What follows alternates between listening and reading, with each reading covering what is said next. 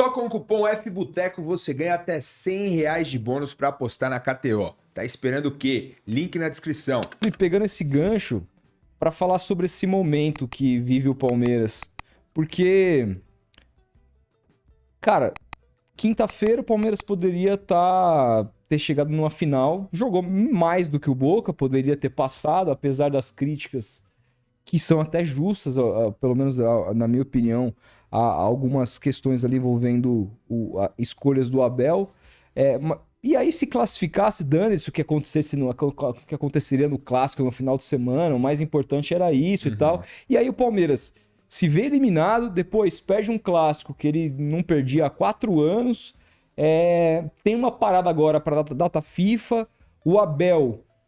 Não diria que ele passa a ser questionado porque isso não. Inclusive a torcida está muito aliada com relação a proteger e colocá-lo num lugar de mais proteção ali com relação às críticas. Vi muita gente criticando ele. Eu fui um deles, inclusive, nas redes sociais, nas minhas redes sociais. Mas jamais pedindo a cabeça dele. Porque se tem um cara que pode fazer o Palmeiras voltar a ganhar, é ele, né? Enfim, como é que você vê esse momento agora do Palmeiras? Como é que você enxerga o que foi o ano do Palmeiras, até com a falta de investimento que pelo menos que a torcida cobrou que o Palmeiras deveria ter feito na visão e não fez? Então, eu acho que mais grave do que essa falta de investimento foram algumas escolhas que ele fez. Então, o Abel, eu sempre digo isso, o Abel é o maior técnico do Palmeiras nesse século. Alguns acham que ele é o maior da história do clube e tal. Então, para ser modesto, eu acho que ele é o melhor do século. Agora, o Abel não é infalível. E tem uma coisa que, às vezes, escapa da percepção de todos nós, que é o fato de que alguém que vence tanto com um determinado grupo passa a ter uma relação diferente de gratidão e de confiança. E é muito difícil lidar com isso. Guardiola, por exemplo, está sempre mexendo no grupo dele. Ele não vai trocar 3, 4 uma vez, mas ele sempre faz alguma mudança pontual. É muito sábio isso. O Tite de 2013, ele quebra a cara porque ele continua muito grato aos caras de 2012. Afinal de contas, levaram ele a ganhar os maiores títulos da carreira dele como técnico de clubes e tal. Então é natural isso. Como foi muito natural a preservação dos velhos ídolos que o Abel fez agora. Eu acho que ele errou redondamente nisso. Mas eu entendo essa questão humana mesmo. Tal. Enfim, as pessoas elas agem assim. É difícil para o cara chegar e falar assim: puxa vida, Rony, você é um cara importante pra caramba na história do clube, eu te adoro. E ele fala isso abertamente em relação ao Rony, né? Rony, eu te amo e tal, não sei o quê. Mas você tá jogando mal e tem que jogar outro agora. Eu reconheço que é difícil para o crítico e para o torcedor é mais fácil apontar isso, mas e para quem vive o dia a dia ali, romper com esse vínculo? Então eu acho que o Abel errou demais, especialmente nesse segundo semestre, por conta disso, mas eu também acho que é imensamente mais fácil o Abel corrigir os erros dele, ela já começou a fazer isso, do que o Palmeiras se corrigir sem o Abel. É muito melhor o Abel reconsiderar algumas decisões dele do que o Palmeiras dar um bico no Abel e reconstruir sem ele. Isso para mim é uma coisa óbvia. E desculpa, cada um pensa o que quiser, mas o palmeirense que acha que tem que dar um bico no Abel é burro. Dá uma anta. É óbvio, quer dizer, ele errou. Ele é infalível? Não. Ele é muito bom? É evidente que é. Quem quer que o Palmeiras dê um bico no Abel... Quem não torce o Palmeiras. Eu já tava ali, caramba, o cara tá errando demais e tal, tem que mandar embora. Lógico. Mas, Piperno, você não acha que ele foi, digamos assim, teimoso? Também, mas eu digo no sentido de ter procrastinado um pouco a evolução de talentos como o Endrick, como o Luiz Guilherme, como o próprio Fabinho, que na minha opinião deveria ter sido mais testado como um camisa 5 ali na cabeça da área e o Zé Rafael poder jogar na posição dele e ajudar o Veiga na construção do jogo. Enfim, tem alguns pontos, algumas questões pontuais que que o Abel poderia ter feito melhor esse ano, já que a diretoria não deu o aporte para ele suficiente de reforçar o elenco, enfim, dar mais respaldo. E vamos lembrar, o Arthur não é um desses caras que ganhou o título com ele, por exemplo. E é um cara que, por exemplo, que muitos estavam pedindo a saída dele para a entrada do Hendrick. Então não tinha muito sentido proteger o Arthur. Eu, 3 meses atrás, é só pegar o que eu disse, por exemplo, eu andei criticando demais o Dudu. Nossa, é um ídolo fantástico. Adoro o Dudu, ele é uma figura essencial nessa história recente. Mas fez uma temporada ruim, muito ruim, desde o começo do ano. Mas tudo isso aí que você falou é exatamente, tá nessa relação de gratidão e confiança. Por que ele é assim? Por que ele não lança definitivamente? Ok, deu chance. Mas por que ele não efetiva os meninos como titular? Por conta disso. Relação de gratidão e confiança com os outros, principalmente os mais velhos. Então, esse foi um erro. Aí, a gente descobre também uma crítica ruim. Quando alguém fala, por exemplo, o Palmeiras investiu pouco. É verdade, saíram 9 jogadores desde o final do Brasileiro do ano passado, chegaram 2. Então, é claro que o elenco perdeu quantidade. Mas eu chamo a atenção para uma coisa. Hoje se constata que o Hendrick, de fato, é candidato a ser um fora de série. É demais, ele joga demais. Aliás, pena aquela bola contra o Santos não ter entrado. Né? Tem um outro lance que ele dá um come no zagueiro, tipo corta-luz sozinho, que dá um chute, o João Paulo pega. Isso. Jogada de quem conhece muito. E outra coisa, na minha opinião, o Abel errou de não testar o Hendrick como ele foi testado contra a Boca e contra Santos. Que é por fora da área, vindo de frente pro gol e velocidade, aí com drible. Tudo isso que você tá falando vai completar o meu argumento em relação a uma outra coisa. Então, quando você fala assim, deveria ter contratado mais reforço porque o elenco tá muito enxuto, tá muito pequeno. Aí você olha e fala, calma lá. Se a gente está reclamando da entrada do Hendrick, se a gente está pedindo o Kevin, o Luiz Guilherme, nós estamos falando de um ataque inteiro que está sendo pouco utilizado. Então, não é o problema assim de falta de qualidade, é o problema de falta de confiança neles. A qualidade está lá. Então, pera lá. Então o Palmeiras tem esses 3... Arthur, Rony e Dudu, que se contundiu agora, mais o Breno, o Flávio, essas coisas. Enfim, tá faltando quantidade aí, tá faltando investimento pro ataque? Eu acho que não. Eu acho que faltou ele fazer opções melhores, escolhas melhores. Então aí tá o erro dele. E não exatamente da falta de reforço. Eu acho que, pelo menos em relação ao ataque, eu acho que a defesa também. O meio-campo é uma coisa um pouco mais complicada que eu acho. Mas eu acho que também, assim, de qualquer forma, se o Palmeiras tem toda essa reserva técnica fora, né, por conta do talento dos moleques, então, aí não é falta de qualidade, foram erros de escolhas. Eu acho que a defesa do Palmeiras, veja, a defesa do Palmeiras, até o primeiro jogo contra o Boca, a defesa do Palmeiras passou um período de 10 jogos em que ela tomou um gol. Que foi o gol do Grêmio. Sim. Então, vou falar que esses caras não estão aí bem e tal. Acabaram falhando depois. O Gomes contra o Boca, agora esse último final de semana, o Murilo. Tá? Mas, enfim, é uma defesa pronta e muito boa. E com bons reservas, né? Enfim, você tem 2. O Murilo, ele veio já na era Abel? Já. Sim.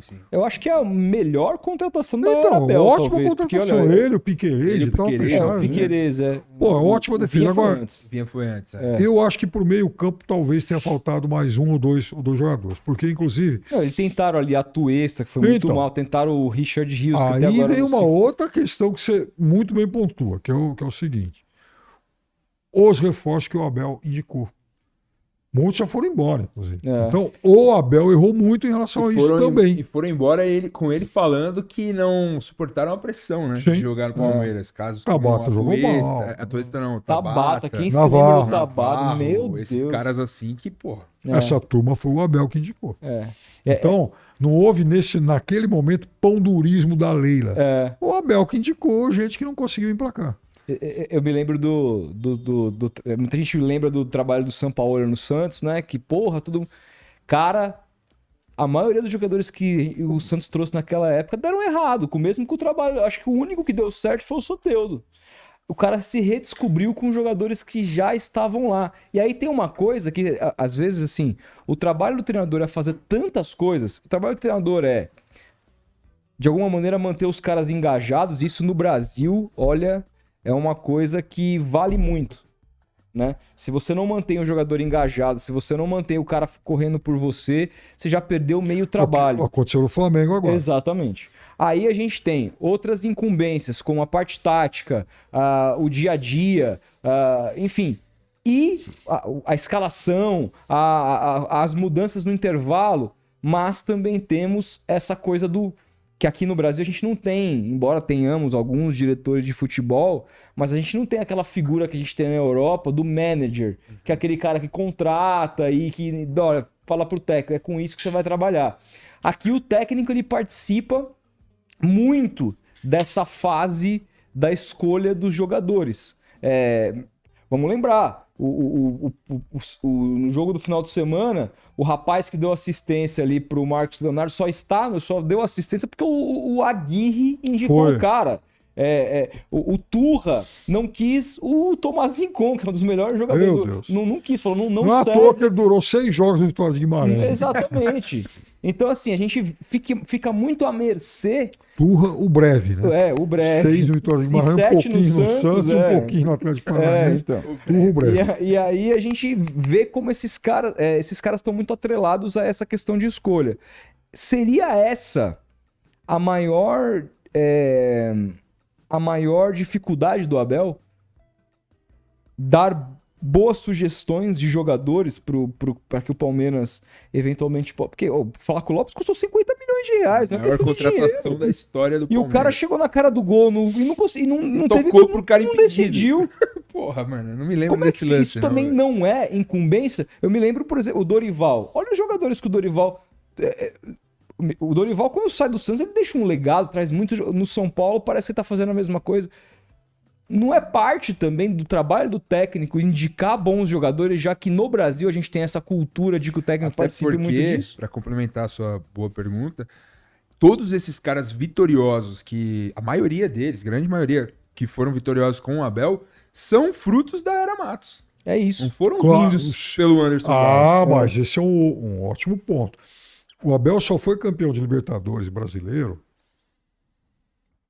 Assim, ou melhor, vamos começar de novo a frase. Ele foi campeão de Libertadores e brasileiro com pouquíssimos jogadores que ele indicou. Então, na gestão Abel, vieram, por exemplo, esse time agora, o Murilo, o Piquerez e o outro titular, que agora perdeu um pouco de espaço, é o Arthur. Todo mundo estava lá, e detalhe, quase todo mundo de 2018 para trás. O Everton, Marcos Rocha, Mike. Olha, o Palmeiras é o seu time que há mais tempo no mundo não contrata um lateral direito. Gomes. Aí o meio-campo. O Zé. Rafael. O Veiga. Enfim, o menino era da base. O Danilo era da base. O Rony chegou em 2020. Então, veja. Os únicos campeões de Libertadores do time titular do Palmeiras. Os únicos que vieram nesse século, o único que veio nesse século é o Piquerez. Porque o Murilo também já é 2022. Tá? Então, de fato, o Abel indicou pouca gente. Ele errou. Agora, o Abel nisso, ele me lembra muito o Tite, outra semelhança com o Tite de 2016. O Corinthians de 2015 era um timaço. Aí Ganhou, perde jogadores. Aí perdeu alguns jogadores. Perdeu mal. Vocês lembram quem foram os jogadores que o Tite trouxe, indicou para 2016? Marquinhos Gabriel, Giovanni Augusto, Guilherme, Marlone, Guilherme, Alain Mineiro. O Tite não acertou nenhuma indicação. Nossa, pode crer, velho. Assim como o Abel erra muito, não sei porquê.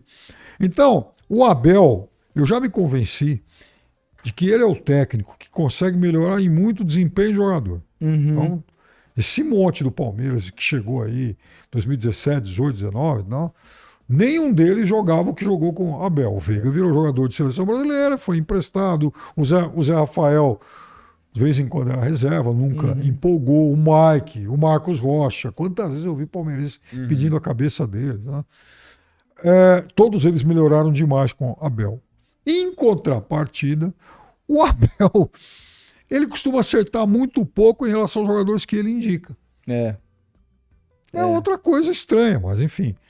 Talvez ele seja, de fato, melhor treinador do que observador. Mas aí não é o caso de, por exemplo, o clube, então, ter um... Cara, tem um diretor departamento. Mas vem cá, como é que é o Manchester City? Então, não, mas é que o negócio é o Guardiola, eu quero esse. Então, tá, o Guardiola é um cara centralizador e tal, mas a gente já, por exemplo, a galera gosta de falar do Brighton lá, que comprou o rapaz lá da Colômbia, no Del Valle, por 3 milhões de euros e vendeu o cara por Caicedo.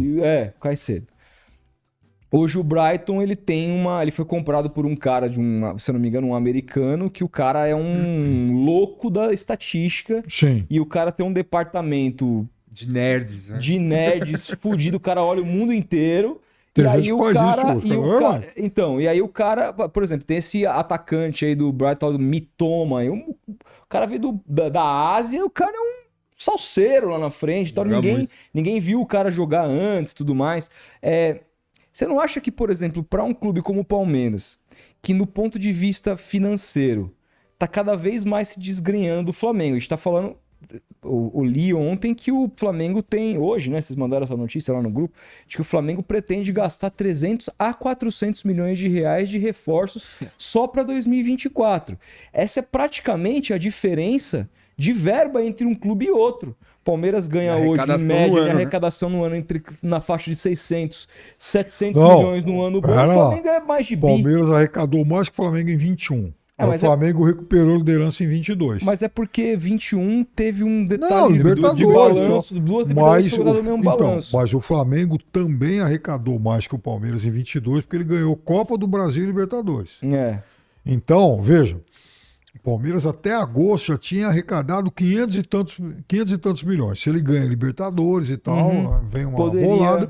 Como agora, no final do ano, vai entrar dinheiro do Campeonato Brasileiro, vão entrar aí outros recursos. Porque o Palmeiras, em bilheteria, embora os públicos sejam menores, as arrecadações, muitas vezes, elas são maiores.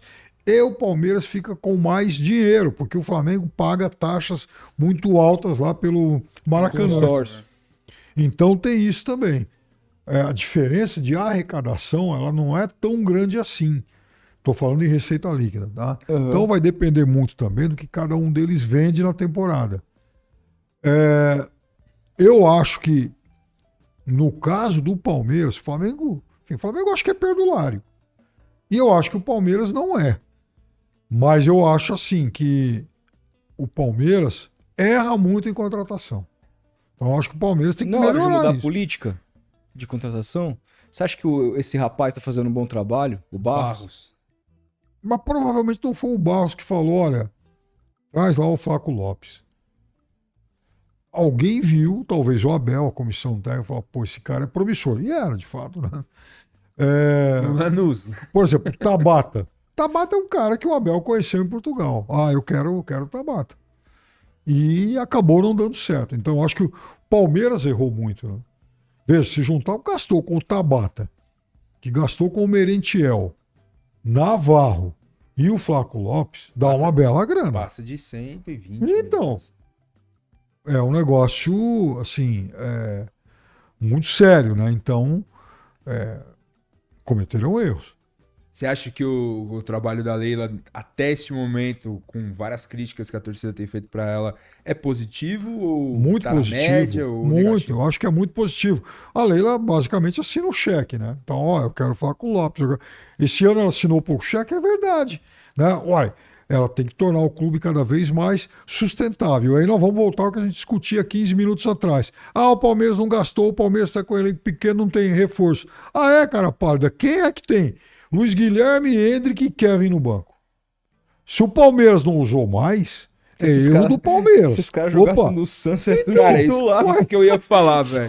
O Hendrick, se jogasse no Santos, ele já era ídolo da torcida. Que a torcida ia cobrar, ia pedir o moleque ia ter chance pra jogar. Vamos imaginar que por algum motivo o Palmeiras fosse fazer uma caridade com o Corinthians. Falar, Corinthians, eu vou te dar de graça o Hendrick até julho. Quem é melhor, o Hendrick ou o Yuri Alberto? Não dá nem pra comparar. Que isso? Não dá nem pra comparar. Sabe? Então, o discurso de que não trouxe reforço, que não tem elenco, eu acho que ele vale lá para uma posição ou outra, porém, o Palmeiras desperdiçou talento. Então, se o Palmeiras não quis usar o Hendrick, não é o problema do cheque que a Leila deixou de assinar para trazer um atacante. É problema de quem não escalou o Hendrick. Você não acha que o discurso dela para chegar até o poder de não, nós vamos contratar, nós vamos trazer, nós vamos isso, nós vamos aquilo, não tem se cumprido na prática? Mas então, ela assume o Palmeiras em janeiro de 22. Em 22, olha o tanto de jogador que o Palmeiras trouxe, que a gente já citou um monte aqui. Só de centroavante, o Palmeiras foi para o Mundial em 22 e aquela coisa chata de se discutir em todo o programa, em muro pichado, que traz um 9, traz um 9, traz um 9. Tem uma hora que o Palmeiras foi para o mercado e trouxe 3. O Flaco, o Merentiel e o Navarro. Algum deu certo? Não. Mas o fato é que ela assinou 3 cheques.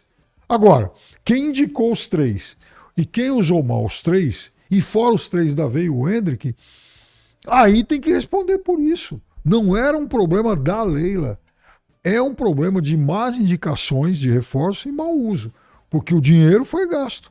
Pode não ter sido gasto em 2023, mas em 2022 foi. O Marcos Mesquita mandou um superchat aqui pra gente. Boa. Falou assim, os contratados eram quinta ou sexta opções na lista do Abel. Mas a lentidão da diretoria em contratar para o meio-campo foi bastante determinante. Teve um episódio mais recente agora de uma dificuldade grande que o Palmeiras teve de trazer um cabeça de área, Moreno, né? do Racing. O Palmeiras, o próprio Jean Lucas abriu que o Abel chegou a fazer uma transmissão com ele para tentar convencer ele a ir pro Palmeiras, ele preferiu voltar pro Santos e tal. Teve outras, o Palmeiras não quis meter muita grana desse cara do Racing, que você falou, 2 milhões de dólares, alguma então, coisa assim. Teve agora uma dificuldade, né, para trazer Com certeza teve. Demorou. O cara entrou em litígio com o Racing pra poder vir pro Palmeiras. Diz que queria vir abertamente. O Abel acho que entrou em contato com ele também pra ele vir. E o Racing ficou esperando a proposta do Palmeiras, que foi fazer a proposta na sexta-feira. Acho que o dobro, né, do que o Palmeiras ofereceu. O Racing queria uma bala, né? 10 milhões de dólares, eu acho. Então, 10 milhões de dólares são 50 milhões de reais. É muito dinheiro por uma aposta. O Corinthians foi lá, trouxe o Matias Rojas. Tá aí resolvendo o problema? Não. Palmeiras foi lá para a Argentina ano passado, 10 milhões de 10 pau de dólares, né? No Flaco Lopes. Resolveu o problema? Não. Então, acho que o torcedor não pode imaginar que futebol seja uma ciência exata que você vai lá pagar esses 10 milhões numa aposta e a aposta vai chegar aqui e vai acabar vingando. E o Fausto Vera? Né? Então tem um monte aí que, assim, não deu certo. Então eu acho que para aposta, de fato, não dá para abrir a carteira a esse ponto. Acho que o Palmeiras deveria mudar a política de contratação e trazer jogadores, que é algo que o Abel mesmo já falou, justificando para não usar a base, de jogadores mais experientes, mais tarimbados. Depende. Tipo o Bruno Henrique, por exemplo, é um cara que chegaria sem dúvida, assim, para ser um jogador muito importante no time. O Bruno Henrique realmente eu traria, né? Um jogador pronto, um jogador de primeiríssima linha e tal. Né? Agora, trazer, por exemplo, trazer a aposta pro ataque, que tem na fila de espera o Hendrick, o Kevin e o Luiz Guilherme, mas de jeito nenhum. Aí eu sou contra. Agora, eu acho que o Palmeiras deveria ter contratado mais pro meio-campo. Aí eu acho que errou.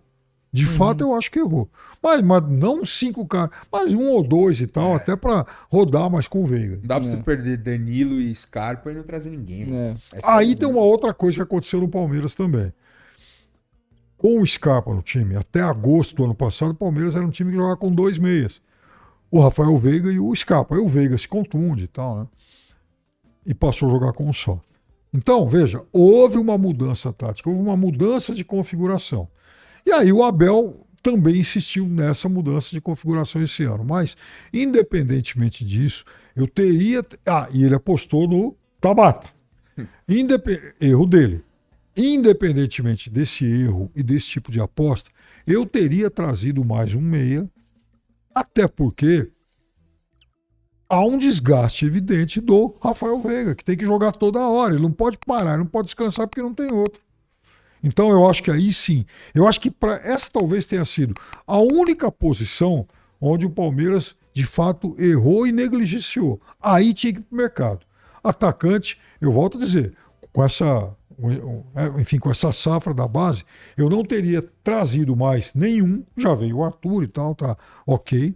Eu acho que a defesa, para todas as posições, o Palmeiras tem reservas de bom nível, mas para o meio campo eu teria trazido mais um ou dois.